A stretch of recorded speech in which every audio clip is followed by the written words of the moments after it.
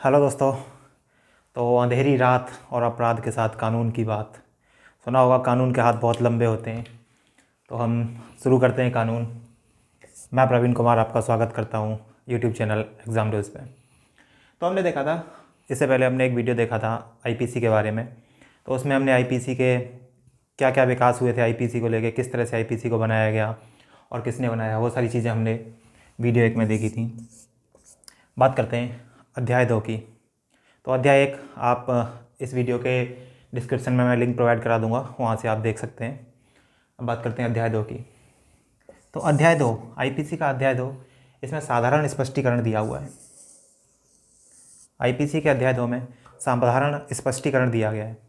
तो चूँकि Lord Macaulay ने आईपीसी को बनाया था, तो उसमें ये बताया गया कि भैया मैं इसमें जो जो चीज़ें बता रहा हूँ, जो जो मैंने लिखी हुई हैं डेफिनेशन, आप उनको उसी हिसाब से समझना।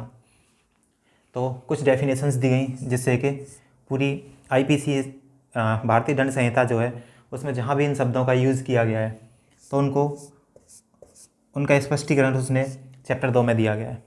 तो बात करते हैं, अगर धारा 6 देखी जाए सबसे पहले, क्योंकि चैप्टर 2 धारा 6 से 52A तक आती है, तो इसमें धारा 6 देखी जाए तो धारा 6 में अपवाद दिया गया है। तो बोला गया है कि जिस तरह से संहिता में सब कुछ दिया है वो बिल्कुल एज इट इज़ नहीं है, उसके कुछ अपवाद भी हैं, तो उनको भी आपको ध्यान में रखना है।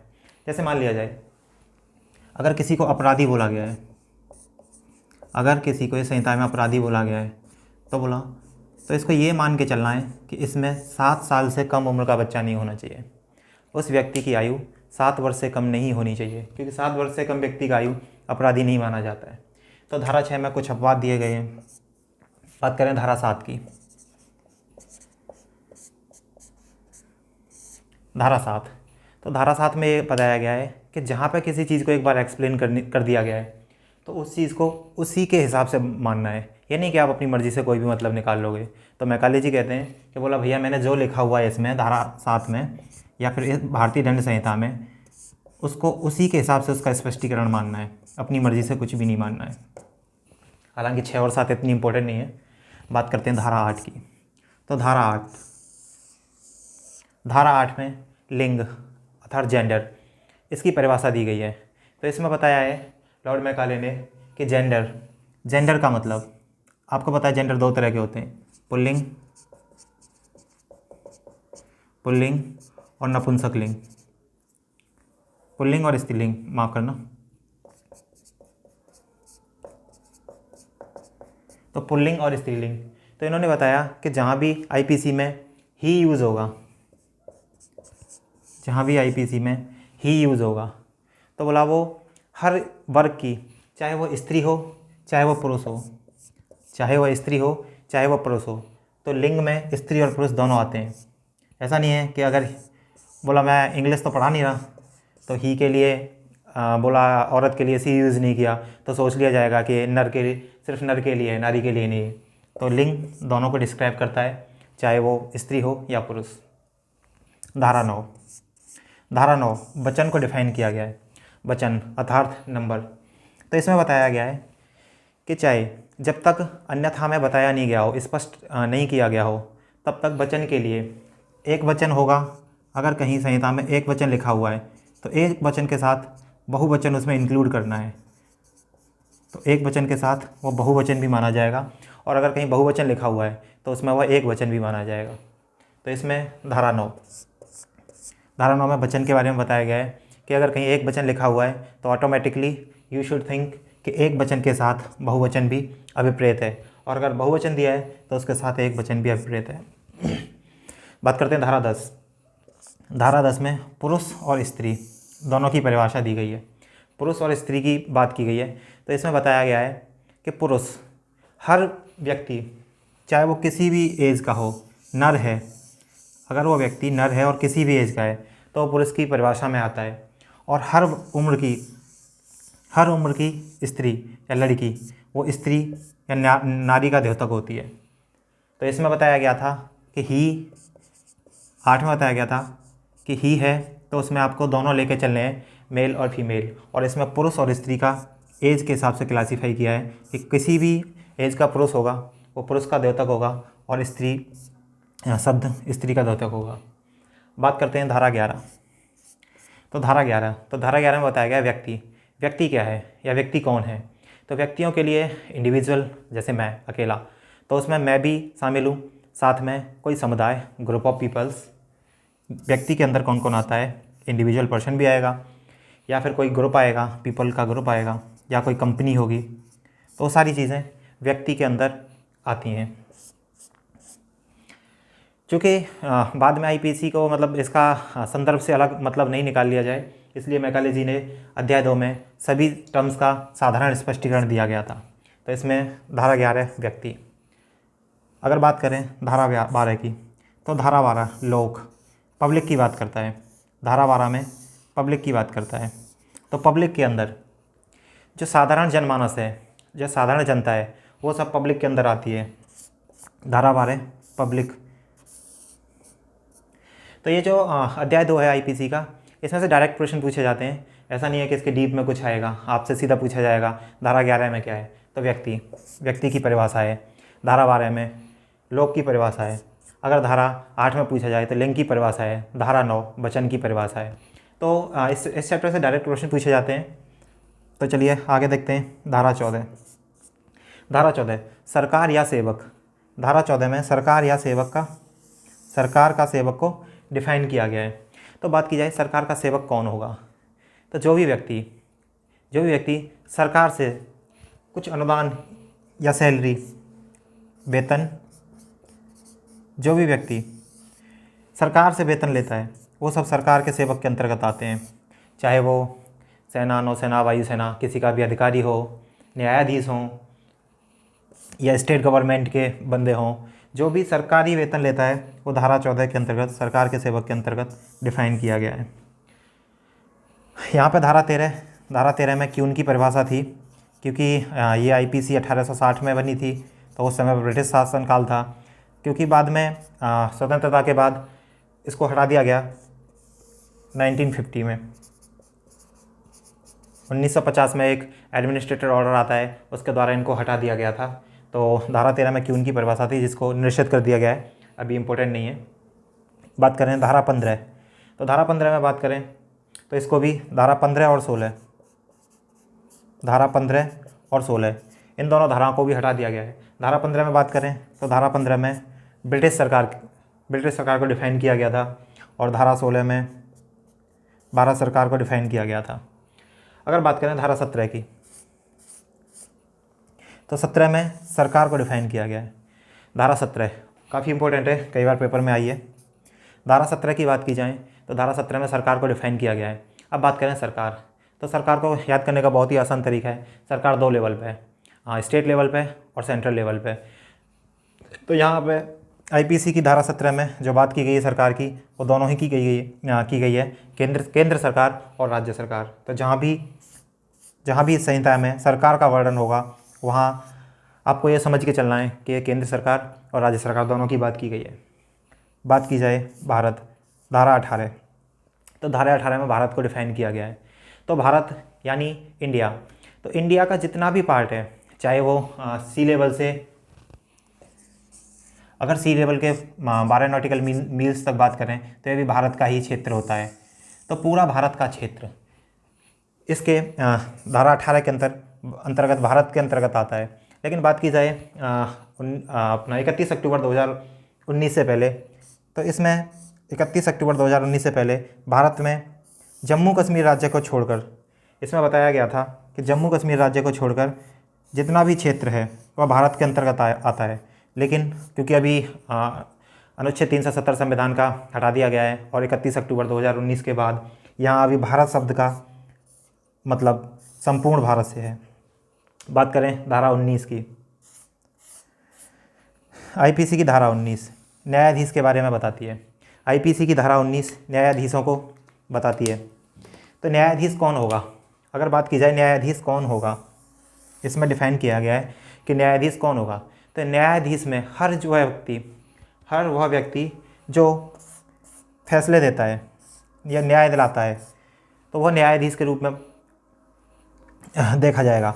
चाहे वो अपॉइंटेड हो, मान लिया हाई कोर्ट, सुप्रीम कोर्ट और डिस्ट्रिक्ट कोर्ट्स, तो इन सभी के जो जजेस हैं वो चाहे अपॉइंटेड हैं या कुछ भी हैं, तो वो धारा 19 में न्यायाधीश के अंतर्गत आते हैं। साथ में हर वो व्यक्ति जिसका फैसला अंतिम हो जाए। कोई व्यक्ति है, गांव लेवल पर देखा होगा पंचायती राज है, तो गांव लेवल पर पंचायती राज है, तो आपने देखा होगा कि वहाँ पे कोई भी अगर अपराध किया जाता है तो 5 मुखिया होते हैं, पंच होते हैं, वो पंचायत करते हैं और उसके द्वारा कोई फैसला दे दिया जाता है। तो पंच है वो यहाँ फैसले का काम कर रहा है। जो भी व्यक्ति फैसला देने का काम करेगा वो न्यायाधीश की श्रेणी में आएगा। तो ऐसे व्यक्ति जिनका फैसला अंतिम हो जाए, अगर उनकी अपील अपर लेवल पर नहीं की जाए और उनका फैसला फाइनल हो जाए, तो हर वो व्यक्ति न्यायाधीश के अंतर्गत आएगा, चाहे वो डिस्ट्रिक्ट मजिस्ट्रेट हो, सेशन जज हो। तो जो अपॉइंटेड है वो तो है ही, साथ में हर व्यक्ति जो फैसला देने के लिए सक्षम है वो न्यायाधीश के अंतर्गत आता है। बात करें धारा 20 की। अगर बात करें धारा 20 की, तो धारा 20 में न्यायालय को डिफाइन किया गया है। न्यायालय अर्थात न्याय का आलय, न्यायालय अर्थात न्याय का आलय, अर्थात जहाँ पे न्याय दिया जा रहा है, तो कोर्ट ऑफ जस्टिस। तो धारा 20 में कोर्ट ऑफ जस्टिस की बात की गई है।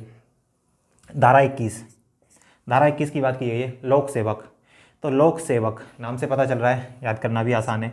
लोक सेवक जो भी व्यक्ति जो सामान्य जनता है, पब्लिक है, उसकी सेवा में जो भी कार्यरत है, वो सब लोक सेवक की श्रेणी में आते हैं। सभी व्यक्ति लोक सेवक की श्रेणी में आते हैं जो लोक सेवा का कार्य कर रहे हैं। अगर बात की जाए धारा 22, तो धारा 22 इंपॉर्टेंट है, जंगम प्रॉपर्टी। तो मूवेबल प्रॉपर्टी। तो मूवेबल प्रॉपर्टी क्या होता है? इसमें धारा 22 में मूवेबल प्रॉपर्टी को डिफाइन किया गया है। तो मूवेबल प्रॉपर्टी होता क्या है? तो मूवेबल प्रॉपर्टी वो प्रॉपर्टी जो एक जगह से उठाकर दूसरी जगह ले जाई जा सके, जो प्रॉपर्टी एक जगह से उठाकर दूसरी जगह ले जाई जा सके, वही मूवेबल प्रॉपर्टी या जंगम प्रॉपर्टी कहलाती है। जैसे मान लिया जाए आपकी कार है, बाइक है, इनको उठा के हम एक जगह से दूसरी जगह ले जा सकते हैं। सोने, गहने, सारी चीज़ें ये जंगम प्रॉपर्टी में आती हैं।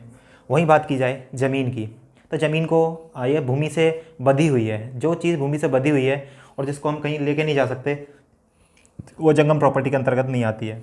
तो बात की जाए धारा 22 में, तो वह प्रॉपर्टी जिसको एक जगह से दूसरी जगह स्थानांतरित किया जा सके, वो जंगम प्रॉपर्टी में आती है।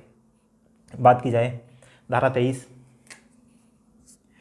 तो धारा 23 में सदोष अभिलाभ और सदोष हानि। तो धारा 23 में सदोष लाभ या सदोष हानि को बताया गया है। धारा 23 में सदोष लाभ और सदोष हानि को बताया गया है। तो नाम से पता चल रहा है रॉन्गफुल गेन, सदोष, दोष के साथ जो भी लाभ किया गया है, तो रॉन्गफुल गेन। अब रॉन्गफुल गेन से हम समझते हैं कि है क्या रॉन्गफुल गेन। मान लिया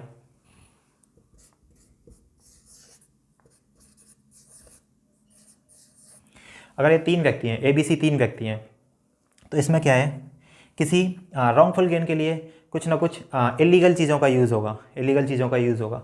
मान लिया जाए कोई चीज़ B को देनी थी, A 50,000 रुपये B को देने थे A को, लेकिन बीच में C कुछ अनफेयर मीन्स के थ्रू ये पैसे B तक ना पहुँच के और ये C को चले जाते हैं, तो ये रॉन्गफुल गेन हो गया। इसने चाहे वह लूट की हो, डकैती की हो, कुछ भी की हो, तो इसके साथ ये C को चले गए। हालांकि इसका असली हकदार B था, लेकिन ये पैसा C के पास पहुंच गया। तो यही सदोष लाभ या हानि है। जिसका पैसा वास्तविक हकदार है, अगर उसके पास नहीं पहुंचता है, तो वो सदोष, जिसके पास पहुंचेगा उसने सदोष लाभ किया है, और जिसके पास नहीं पहुंचा है इसको सदोष हानि हुई है। तो यही सदोष लाभ और सदोष हानि की बात की गई है। धारा 24 बेईमानी से। तो धारा 24 में बेईमानी से डिफाइन किया गया है। तो बेईमानी से ये तो सब आप लोग परिचित हो बेईमानी से। तो इसमें बस यही है, मान लिया जाए कोई दुकानदार है, कोई दुकानदार सामान बेचता है और अपनी जो उसकी तौल है उसमें नीचे से कुछ बाट लगा देता है या कुछ भी लगा देता है, जिससे कि 1000 ग्राम चीज़ तोलनी थी उसको और वो 950 ग्राम तोलता है। तो ये जो काम कर रहा है वह बेईमानी कर रहा है। वही यहाँ पे डिफाइन किया गया है धारा 24 में बेईमानी से।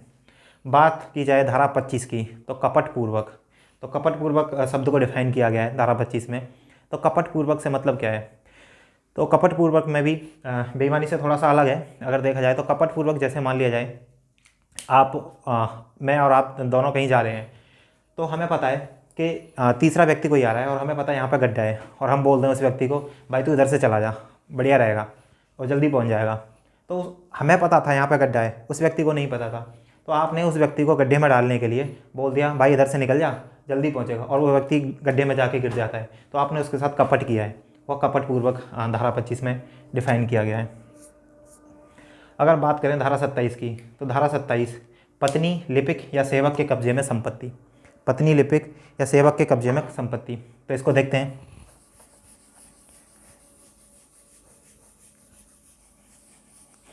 तो मान लिया जाए पत्नी, लिपिक या सेवक के कब्जे में संपत्ति, कोई भी संपत्ति है, कोई भी संपत्ति है, अगर वो आप अपने किसी पत्नी, लिपिक या सेवक को दे देते हो, हालांकि वो जो संपत्ति वो आपकी है, लेकिन आपने इनको दे दिया, तो भैया ये संपत्ति पे आपका ही अधिकार माना जाएगा, और अगर मुकदमा चलेगा तो वो आपके हिसाब से चलेगा। मान लिया जाए बोल दिया अपनी, मान लो ये आप ए हो, ये बी और ये सी आपकी कंपनी थी, ए बी सी। ए आप हो और बी प्रेमिका है आपकी, ए आप हो, बी प्रेमिका है आपकी। तो आपने क्या किया, वो चांद तारे तोड़ने वाली बातें। तो इसके लिए क्या किया आपने, सी अपनी कंपनी का मालिक इसको बना दिया, बी को मैनेजर आपने अपनी कंपनी का बना दिया, बी का मैनेजर, बी को आपने अपनी कंपनी का मैनेजर बना दिया। चूँकि आपकी प्रेम का थी, आपने बना दिया और बातें बड़ी बड़ी। तो इसमें क्या हुआ कि सी, तो आपने इसमें मतलब कुछ ऐसी चीज़ें की कंपनी को चलाने के लिए जिसमें ये सारा इलीगल मीन्स से इसमें पैसा लगाया गया था, इलीगल मीन्स से पैसा लगाया गया था। चूँकि बी तो इसकी मैनेजर है, अब पता चला बाद में कि भाई सी में तो इलीगल काम हो रहा है, तो इसमें पैसा जो लगा हुआ है वो इलीगल लगा हुआ है। अब पुलिस आएगी तो मुकदमा भैया सी के बी पे तो चलेगा ही चलेगा, बी पे तो चलेगा ही चलेगा, क्योंकि इस टाइम मैनेजर थी, इसको पकड़ा गया। हालांकि और आप पे सबसे चलेगा, इसका मुकदमा आप पे चलेगा, क्योंकि धारा 27 में बताया गया है कि ऐसी प्रॉपर्टी ये आपकी ही मानी जाएगी। आपने टेम्प्रेरी बेस पे भी दे रखी, तो ये प्रॉपर्टी आपकी ही मानी जाएगी। तो चाहे वो लिपिक हो, सेवक हो या पत्नी हो, अगर ऐसी संपत्ति है तो वो आपकी मानी जाएगी। धारा 27 यही कहता है।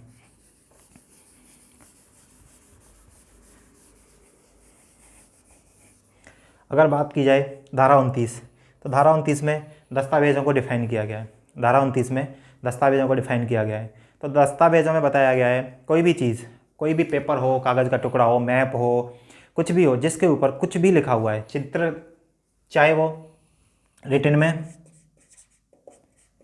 चाहे रिटन में कुछ भी लिखा हुआ है उस पर, वो सारी चीज़ डॉक्यूमेंट में आएगी। या उसके ऊपर मोहर लगी हुई है, मुद्रण है, टंकण है, कुछ भी है, जिस भी वस्तु के ऊपर कोई भी चीज़ लिखित में है, वह क्या है, दस्तावेज के अंतर्गत आएगी। अब बात करें धारा 29A, तो धारा 29A की बात करें तो इलेक्ट्रॉनिक अभिलेख, ये क्या है, इलेक्ट्रॉनिक रिकॉर्ड्स की बात करता है। तो ये धारा 29A बाद में जोड़ी गई है, IT एक्ट 2000 आया था, IT एक्ट 2000। तो IT एक्ट 2000 के थ्रू ये 29A में इलेक्ट्रॉनिक अभिलेख की बात की गई है, इलेक्ट्रॉनिक रिकॉर्ड की बात की गई है। तो इसमें जैसे टेप रिकॉर्डर है और आपकी चिप है, मेमोरी कार्ड है, तो ये सारी चीज़ें, CD, DVD, तो ये सारी चीज़ें इलेक्ट्रॉनिक अभिलेख, इलेक्ट्रॉनिक रिकॉर्ड के रूप में यूज़ की जा सकती हैं। तो 29A इलेक्ट्रॉनिक अभिलेख को बताता है। बात करें धारा 30, मूल्यवान प्रतिभूति, वैल्यूएबल सिक्योरिटी, मूल्यवान प्रतिभूति। तो जैसे कोई भी चीज़ आपको, मूल्यवान प्रतिभूति के अंदर क्या आता है, आपकी ज़मीन के कागज़।